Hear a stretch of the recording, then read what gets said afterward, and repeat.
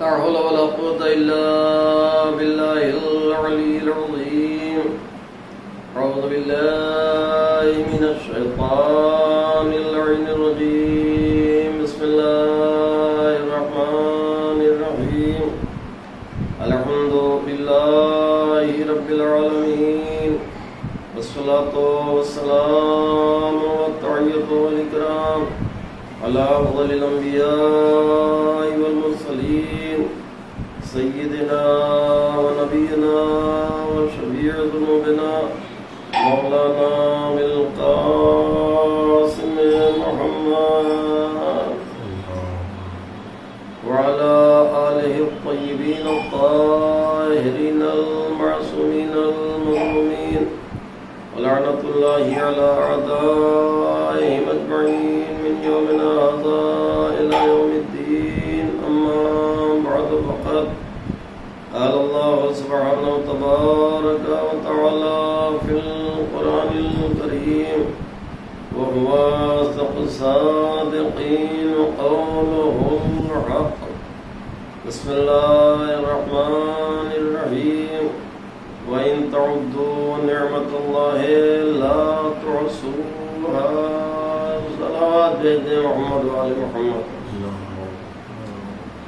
ارشاد پروردگار ہو رہا ہے: اے میرے بندو، اگر تم میری نعمتوں کا شمار کرنا چاہو تو لا تحصوها، تم اسے گھیر نہیں سکتے، تم میری نعمتوں کا شمار نہیں کر سکتے.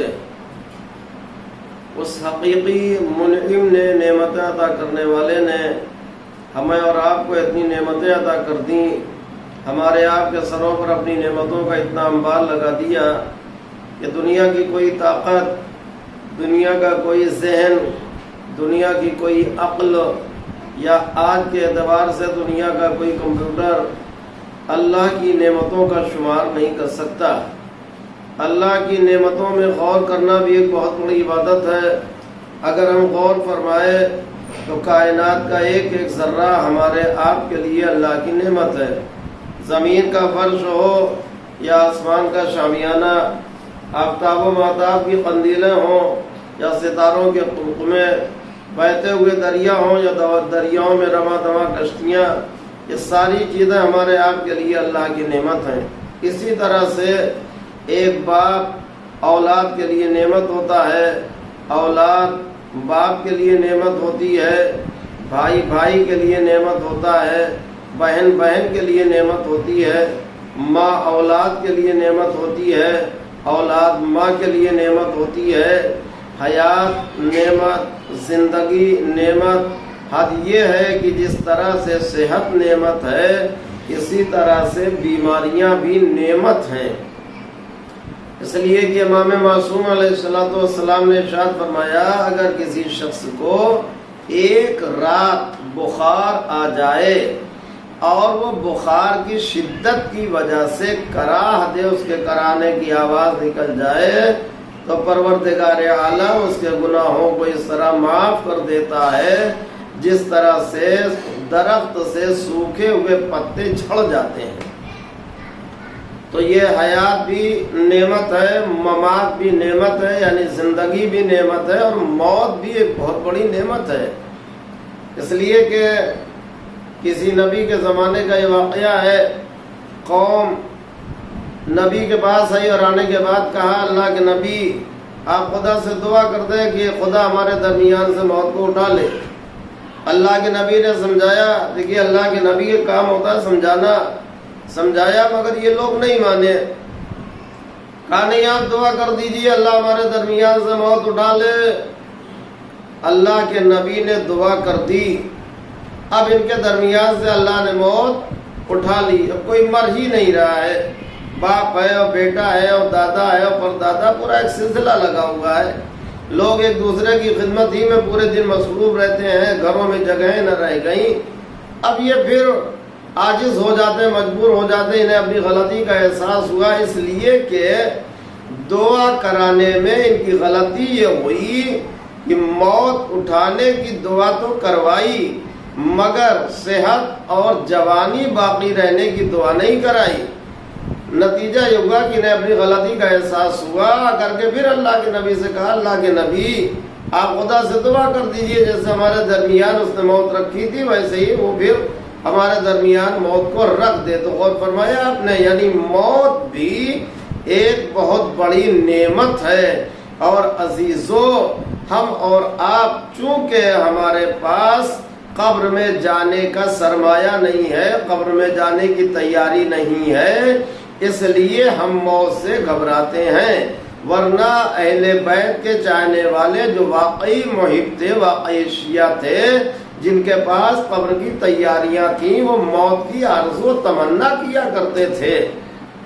آپ دیکھیے جناب قنبہ، جناب میثم تمار، جناب میثم کے لیے آپ برابر سنتے رہتے ہیں کہ جب انہیں مولا نے بتایا کہ اسی درخت پر تمہیں سولی دی جائے گی، تو نتیجہ یہ ہے کہ جناب میثم اس درخت کی جا کے دیکھ بھال کرتے ہیں، اس کو پانی پلاتے ہیں تاکہ یہ درخت سوکھنے نہ پائے اور اسی پر مجھے شہادت نصیب ہو۔ تو جن کے پاس قبر کی تیاریاں ہیں وہ آج بھی موت کی آرزو تمنا کرتے ہیں۔ عزیزو، ہمارے آپ کے مولا غالب کل غالب علی ابن ابی طالب علیہ السلام سے کسی نے سوال کیا کر کے کہا مولا یہ بتائیں کہ عجیب کیا ہے اور اس سے عجیب کیا ہے؟ دوسرا سوال قریب کیا ہے اور اس سے قریب کیا ہے؟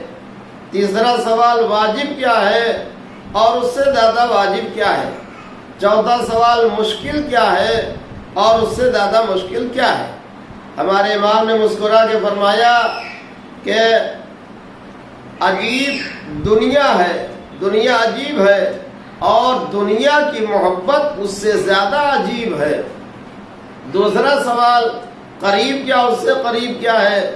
تو قیامت قریب ہے مگر موت اس سے بھی زیادہ قریب ہے۔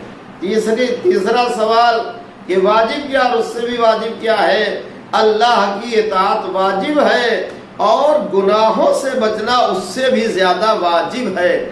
چوتھا سوال مشکل کیا ہے اور اس سے زیادہ مشکل کیا ہے؟ ہمارے آپ کے حلال مشکلات مولا نے جواب دیا کہ موت، قبر میں جانا، موت کی منزل سے گزر کر کے قبر میں جانا مشکل ہے، مگر قبر میں خالی ہاتھ جانا، بغیر تیاری کے جانا، بغیر سرمایہ اور خزانے کے جانا اس سے بھی زیادہ مشکل ہے۔ غور فرمایا آپ نے، ہمارے پاس چونکہ تیاری نہیں ہے عزیزو، اس لیے ہم موت سے گھبرایا کرتے ہیں، ورنہ حقیقت یہ ہے کہ موت بھی اللہ کی ایک بہت عظیم نعمت ہے۔ اور میں اس کا آپ کو ثبوت دے دوں کہ جیسے ہمیں آپ کو مثلا زیارت کے لیے جانے کی تمنا سبھی کو ہوتی ہے، سبھی محبان اہل بیت کربلا جانے کی تمنا کرتے ہیں، نجف جانے کی تمنا کرتے ہیں۔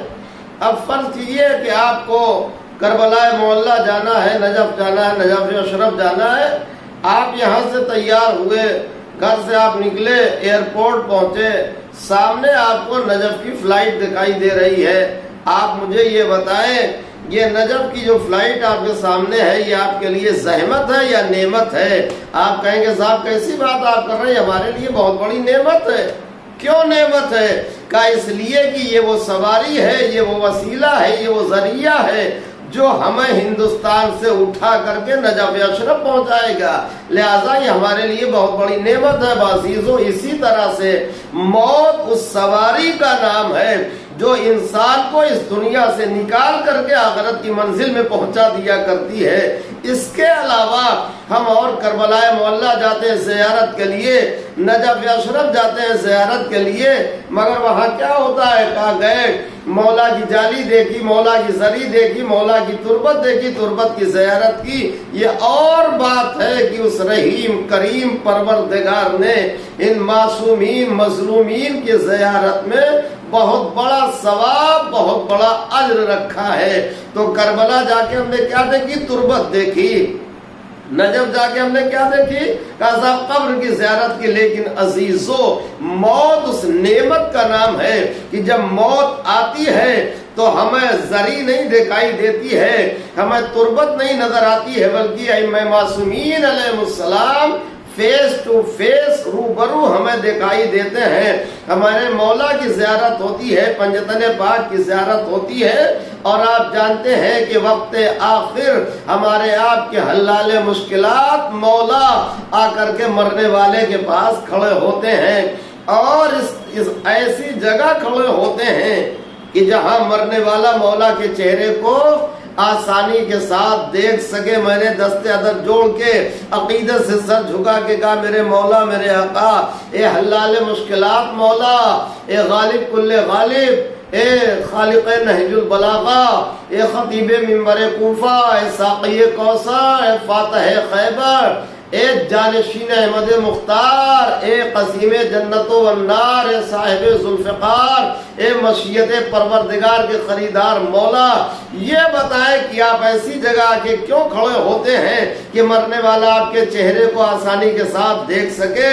अजब नहीं, जवाब आए इसलिए खड़ा होता हूँ कि मरने वाला जब मेरे चेहरे को देखेगा तो उसके जिस्म से रूह आसानी के साथ निकल जाएगी और उसे एहसास नहीं होगा। आप पूछ सकते हैं इसकी दलील क्या है, इसका सबूत क्या है? आइए मैं आपको इसका सबूत कुरान मजीद से दिए देता हूँ। कुरान में एक सूरा है जिसे सूरा यूसुफ कहा जाता है, जिसका लक़ब है अहसनुल क़सस, वाक़यात में सबसे हसीन, खूबसूरत और बेहतर क़सस है। ये वाक़या है जनाब यूसुफ और ज़ुलैखा का वाक़या कुरान में लिखा हुआ है। जब ज़ुलैखा की सहेलियों ने ज़ुलैखा को ताना दिया तो उसने उसका प्रैक्टिकल आंसर दिया, अमली जवाब दिया। क्या किया? सहेलियों को बुलाया, बुला करके लाइन से बैठा दिया।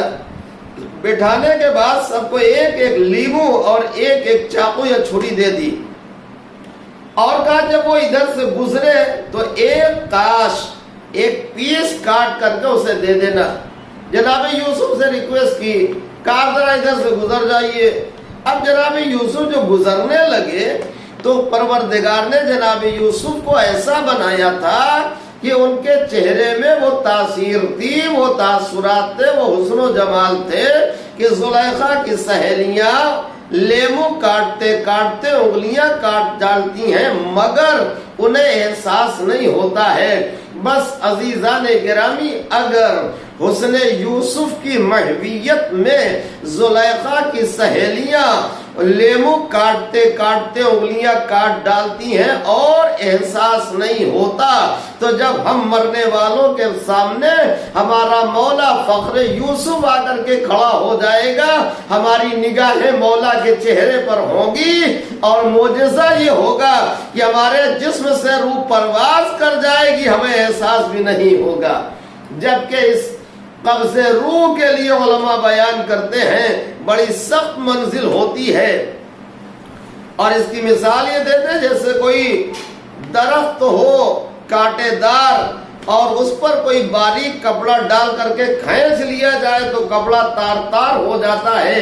इसी तरह से जब इंसान के जिस्म से रूह निकलती है तो इंसान का जिस्म टुकड़े टुकड़े हो जाता है। लेकिन अजीजों, अगर हमारा अमल, हमारा किरदार, हमारी सीरत, हमारी आदात, हमारे नशिस्तो बर्खास्त ऐसे हैं कि मौला हमें अपना गुलाम होने की सनद दे दे, तो ये सारी मुश्किलें एक लम्हे में हल हो सकती हैं, आसान हो सकती हैं। इसलिए कि हमारे पास एक नहीं 14 हल्लाले मुश्किलात हैं अजीजों।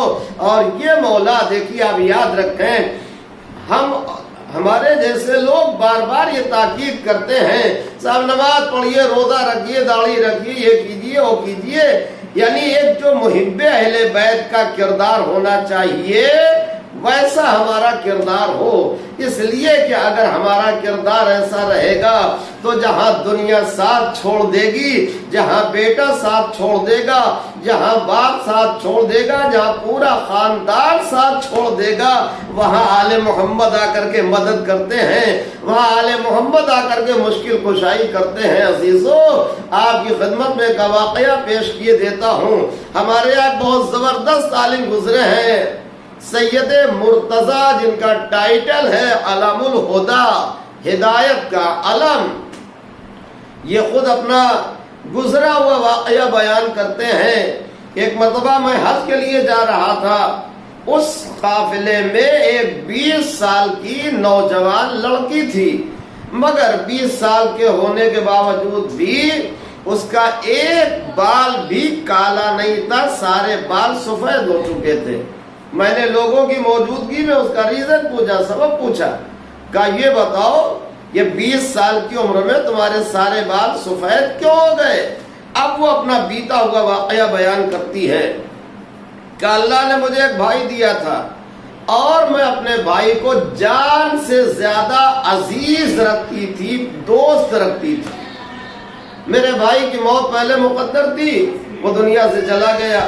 غسل و کفن کے بعد جب لوگ جنازہ لے کر کے چلے تو میں گھر میں بیٹھ نہ سکی اور میں بھی جنازے کے ساتھ ساتھ پیچھے پیچھے قبرستان چلی گئی۔ میرے بھائی کو قبر میں دفن کر دیا گیا، لوگ دفن کر کے واپس چلے آئے، میں وہیں قبرستان میں ٹھہر گئی، یہاں تک کہ بوسیدہ قبر تھی، ٹوٹی ہوئی پرانی قبر تھی۔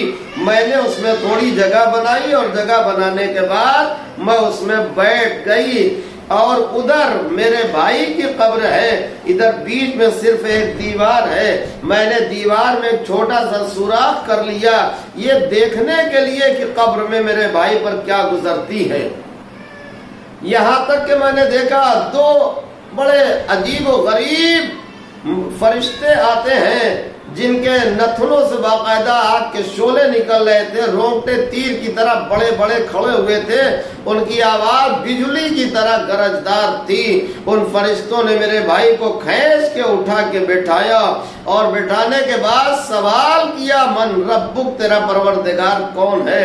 میرے بھائی میں کوئی طاقت کوئی سکت نہیں تھی جواب دے سکے، یہاں تک کہ میں نے دیکھا ایک نورانی کرسی لا کے سرانے رکھی گئی، اس پر ایک نورانی بزرگ آ کے بیٹھے۔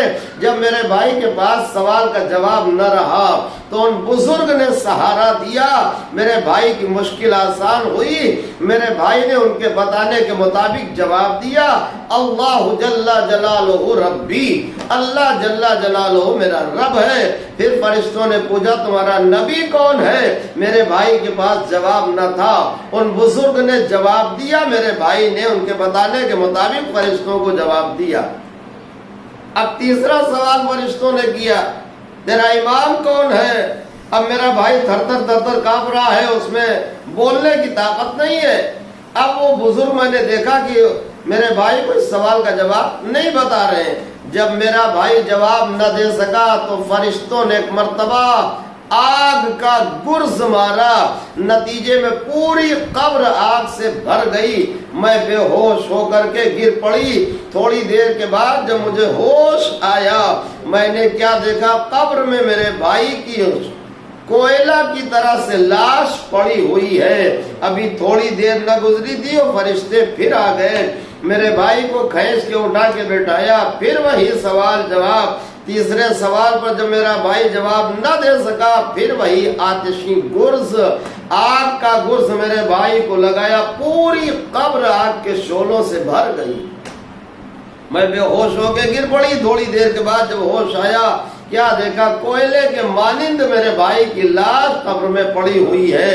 تیسری مرتبہ پھر وہ فرشتے آ گئے، پھر وہی سوال، پھر وہی جواب۔ اب تیسرا جب سوال کیا، تیرا امام کون ہے؟ اور جب میرا بھائی جواب نہ دے سکا اور ان بزرگ نے نہیں بتایا تو میں نے ان بزرگ سے کہا، آپ کو قسم ہے اس پروردگار کی جس نے آپ کو یہ طاقت اور پاور دے رکھا ہے، یہ بتائیں آپ کون ہیں؟ اور میرے بھائی کو تیسرے سوال کا جواب کیوں نہیں بتاتے ہیں؟ ان بزرگ نے جواب دیا، میں کوئی اور نہیں ہوں، کائنات کا مشکل کشا ہوں، ابو طالب کا لال ہوں، امیر المومنین علی ابن ابی طالب ہوں۔ یہ کہتی ہے، میں نے ان بزرگ سے پوچھا، آپ تیسرے سوال کا جواب میرے بھائی کو کیوں نہیں بتاتے ہیں؟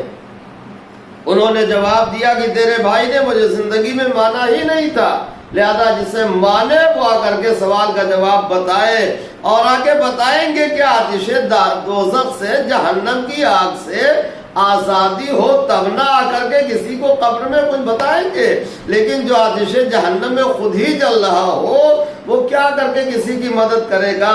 تو یہ واقعہ گزرا۔ اب یہ کہتی ہے سید مرتضیٰ سے کہ اتنے میں میرے گھر کے لوگ مجھے تلاش کرتے ہوئے آ گئے، مجھے قبر میں بیٹھا ہوا دیکھا، میرا بازو پکڑ کے کھینچا، اور جب میرے سر کے بال دیکھے آپس میں سرگوشیاں کرنے لگے، ایک دوسرے سے اشارے میں گفتگو کرنے لگے، مجھے گھر لے کر کے آئے اور میں نے آ کر کے سارا واقعہ بیان کیا۔ میرا پورا گھرانہ محب حیدر کرار بن گیا، بس اسی واقعے کی بنا پر یہ میرے سر کے سارے بال سفید ہو گئے ہیں۔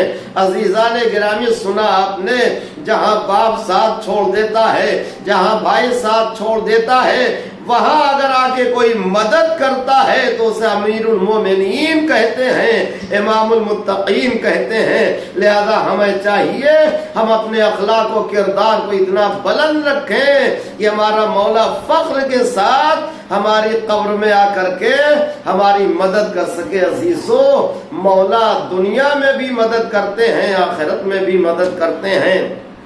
آج شب جمعہ ہے، شب جمعہ کی عظمت کے لیے یہی کیا کم ہے کہ اگر کوئی شخص شب جمعہ انتقال فرما جائے یا جمعہ کی صبح کو انتقال کر جائے، اس پر فشار قبر نہیں ہوتا ہے۔ آپ سوچیں کتنے بڑے عذاب سے مرنے والا محفوظ ہو جاتا ہے اگر شب جمعہ اس کا انتقال ہوتا ہے۔ عزیزوں، مگر عقیدہ صحیح ہونا چاہیے، عمل صحیح ہونا چاہیے، ورنہ ایک کافر اگر اتفاق سے شب جمعہ دنیا سے چلا جائے تو وہ تھوڑی فشار قبر سے بچ سکتا ہے۔ مرحوم جو دنیا سے گئے پڑھی لکھی شخصیت تھی، بڑے سنجیدہ مزاج تھے، دیندار تھے، مذہبی تھے، میں خود اپنی آنکھوں سے دیکھتا تھا، برابر نماز میں پابندی کے ساتھ آیا کرتے تھے، اور ان کا مزاج یہ تھا کہ تسبیح سجدہ خود اپنی پرسنل لایا کرتے تھے۔ تو ان مرحوم کا انتقال جو کل ہوا ہے، تو کل کوئی اور تاریخ نہیں تھی، ہمارے آپ کے حلال مشکلات مولا کی شہادت کی تاریخ تھی۔ اور عزیزان گرامی، میں نے عرض کیا مولا مشکل کشائے دو عالم زندگی میں بھی مشکل کشائی کرتے ہیں، مرنے کے بعد بھی کرتے ہیں۔ شب جمعہ ایک واقعہ سن لیجئے اور وہیں سے ربطے مصائب۔ نساج نامی شخص کہتا ہے کہ میرے پڑوس میں ایک عابد شب زندہ دار رہتا تھا، چونکہ ایسے لوگوں کے پاس اٹھنے بیٹھنے سے دین دنیا کی بھلائیاں ملا کرتی تھیں، لہذا میں اس کے پاس جا کے اٹھا بیٹھا کرتا تھا۔ ایک مرتبہ جو اس سے ملاقات کے لیے گیا، میں نے کیا دیکھا کہ وہ کنویں میں ڈول ڈالے ہوئے پانی بھر کے کھینچنا چاہتا ہے، مگر ضعیفی کی وجہ سے کھینچ نہیں پا رہا ہے۔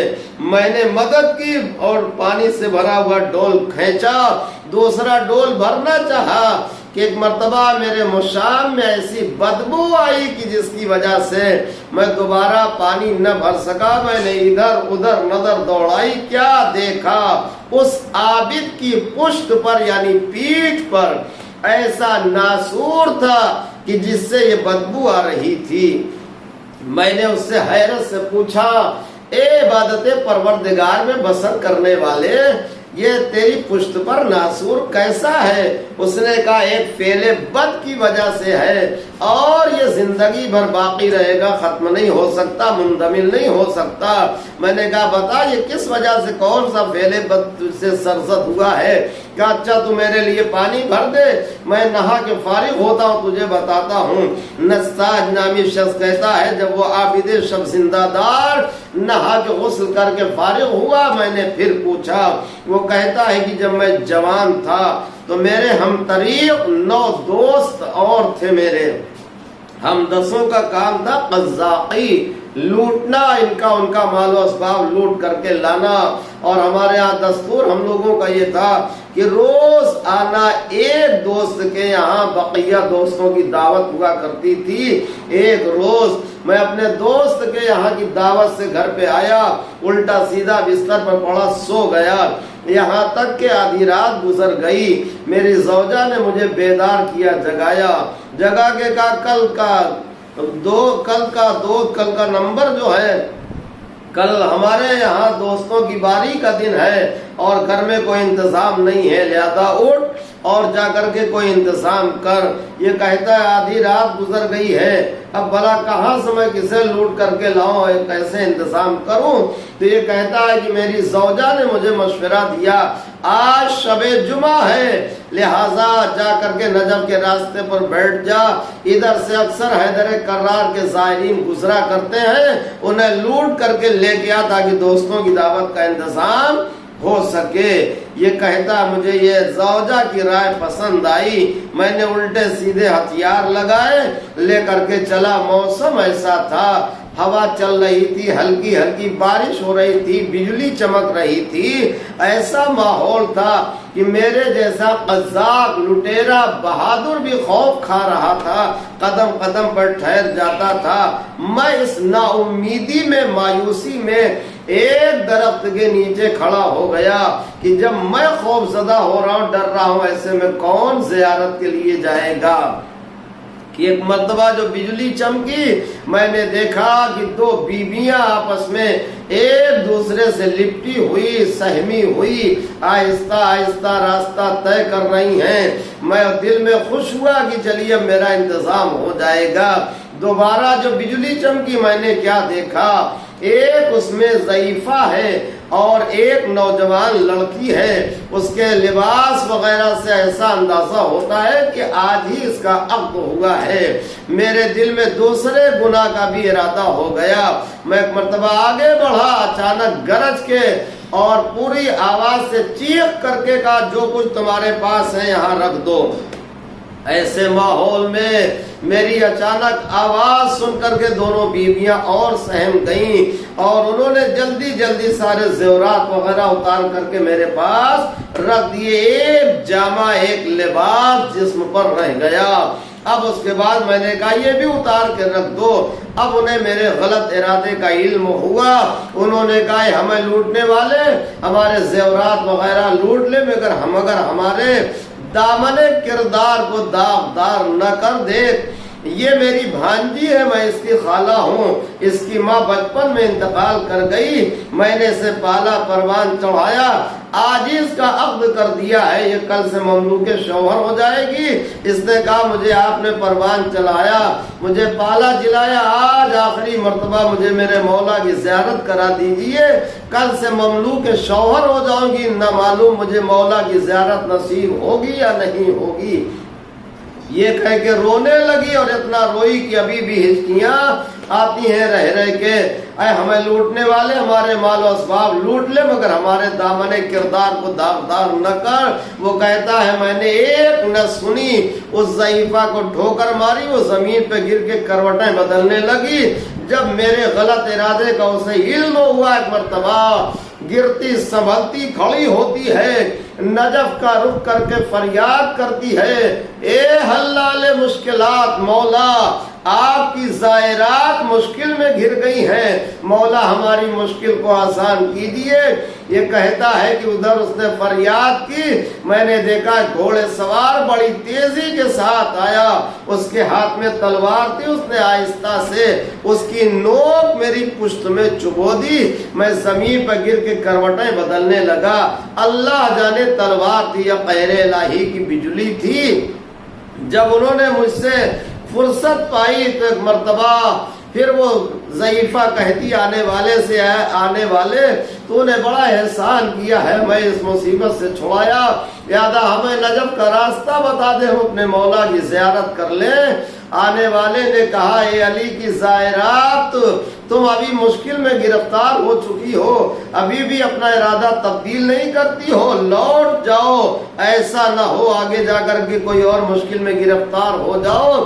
اس ضعیفہ نے جواب دیا ہمارا سب کچھ مولا پہ قربان، ہم اپنے مولا کی زیارت کے لیے جائیں گی۔ جب آنے والے سوار نے دیکھا یہ واپس نہ جائیں گی تو ایک مرتبہ چہرے سے نقاب الٹ کے کہا اے علی کی زیارت کی مشتاقو، تم نجف جاتی وہاں تمہیں تربت کی زیارت ملتی، لو یہاں تمہارا مولا تمہارے سامنے موجود ہے، جی بھر کے زیارت کر لو۔ بازیزو جی چاہتا ہے آپ کی طرف سے اپنی طرف سے دست ادب جوڑ کے عرض کروں مولا اے زائروں کی مدد کرنے والے، اے مشکلوں میں گرفتاروں کی مشکل حل کرنے والے، ارے ذرا کربلا کے میدان میں آ جائیے۔ آپ کی بیٹی زینب یکو تنہا بھوکے پیاسے یتیموں کی پاسبانی کر رہی ہے۔ عزاداروں مولا جواب دیں گے میں کربلا کے میدان میں موجود تھا، شام غریبہ میں بھی میں آیا تھا اپنی بیٹی کی مدد کے لیے۔ عزاداروں جب شام غریبہ میں بی بی زینب یتیموں کی پاسبانی کر رہی ہے کہ ایک مرتبہ کیا دیکھا، ایک آنے والے نقانے والا نقابدار گھوڑے پہ سوار چلا آ رہا ہے۔ حیدر کرار کی بیٹی نے منع کیا، آنے والے سوار ادھر نہ، ہمارے پاس اب کچھ نہیں بچا، جو بھی ہے کل صبح کے اجالے میں آ کے لوٹ لینا، ہم کہیں جانے والے نہیں ہیں۔ مگر عزاداروں آنے والا برابر آتا رہا، یہاں تک کہ بالکل قریب آ گیا۔ غازی کی بہن کو غیظ آیا، آگے بڑھ کے لجامے فرس پہ ہاتھ ڈالا، ہاتھ ڈال کے کہا آنے والے مجھے پہچانتا نہیں، میں حیدر کرار کی بیٹی عباس جیسے بھائی کی بہن ہوں، اگر میرا عباس زندہ ہوتا تیری مجال نہ ہوتی، ایک قدم آگے بڑھ جاتا۔ بادادار اتنا سننا تھا، مولا نے چہرے سے نقاب الٹی، اے زینب پہچانا نہیں، ارے میں کوئی اور نہیں، تیرا بابا علی مرتضیٰ، ارے نجف چھوڑ کے آیا ہوں۔ اے بیٹی ارے جا تو سکون سے بیٹھ جا، میں یتیموں کی پاسبانی کروں گا۔ زینب نے کہا باپ کے قدموں سے لپٹ کر اب آئے ہو بابا، ارے جب لٹ گیا پردیس میں اماں کا بھرا گھر، اب آئے ہو بابا۔ مولا نے کہا زینب ارے میں نے اجڑتا چمن اپنی آنکھوں سے دیکھا ہے، میں بھی یہی موجود تھا، اجڑا ہوا چمن میں اپنی آنکھوں سے دیکھتا رہا۔ وَسَيَعْلَمُ الَّذِينَ ظلموا يوم ينقلبون انا لله وانا الیہ راجعون رضا بقضائه وتسلیما لامره۔ یا اللہ یا رحمان یا رحیم یا کریم یا ذی الجلال والاکرام، تیری ذات اقدس کا واسطہ محمد والے محمد علیہ السلام کا صدقہ ہمارے تمام صغیرہ کبیرہ گناہوں کو معاف فرما، ہماری تمام خطاؤں کو بخش دے۔ یا اللہ تیرے رسول کے اجڑے ہوئے چمن کا صدقہ، جنت المعلا جنت البقیع کی اجڑی ہوئی قبروں کا صدقہ، فرزند زہرا منتقم خون حسین امام زمانہ کے ظہور میں تعجیل فرما، ہم سب کو امام کے اعوان و انصار اور محبوں میں قرار دے۔ یا اللہ اپنے فضل و کرم سے محمد وآل محمد علیہ السلام کے صدقے میں ان پھیلی ہوئی وباؤں بیماریوں کا جلد سے جلد خاتمہ کر دے۔ یا اللہ تیری ذات پاک کا واسطہ محمد والے محمد علیہ السلام کا صدقہ تمام مساجد ادا خانے بند ہو گئے، یا اللہ اپنے فضل و کرم سے انہیں جلد سے جلد دوبارہ کھلوا دے۔ ہم خطا کاروں گنہگاروں مستضعفین کو آزادانہ طریقے سے نیک نیتی خلوص کے ساتھ اداداری مجلس و ماتم اعمال و عبادات کی توفیق مرحمت فرما۔ مولا حسین کا صدقہ، مولا حسین کے اصحاب باوفا کا صدقہ ہم سب کو سیرت و کردار قول و عمل سے ایک سچا محب اہل بیت بننے کی توفیق مرحمت فرما۔ دنیا سے صحیح ایمان کے ساتھ محمد والے محمد علیہ السلام کی محبت پر امام زمانہ کی معرفت کے ساتھ اٹھانا۔ جو مومنین و مومنات دنیا سے گزر چکے ہیں جہاں کہیں بھی دفن ہو، ان کی قبروں پر ان کی روحوں پر اپنی رحمتوں کا بہترین نزول فرما۔ یا اللہ مولا حسین کا صدقہ جن مرحوم کے اصالہ ثواب کے لیے مجلس حسین ہوئی معبود، ان کی تمام برزخی مشکلات کو آسان فرما، ان کے تمام گناہان صغیرہ کبیرہ کو معاف فرما، ان کی مغفرت فرما، ان کی تمام برزخی مشکلات کو آسان فرما، قبر کو روشن و منور فرما، جوار رحمت جوار معصومین علیہ السلام میں جگہ مرحمت فرما۔ جنت المعلا جنت البقیع کی اجڑی ہوئی قبروں پر جلد سے جلد دوبارہ روزوں کی تعمیر کے اسباب فراہم کر دے۔ فرزند زہرا منتقم خون حسین امام زمانہ کے ظہور میں تعجیل فرما، ہم سب کو امام کے اعوان و انصار اور محبوں میں قرار دے۔ ربنا تقبل منا انک انت السمیع العلیم یا ارحم الراحمین۔ حضرات ایک بار سورہ حمد 3 بار سورہ قل ہو اللہ پڑھ کر مرحوم پرویز بھائی دھولکیا کی روح کو ایصال فرما دیں۔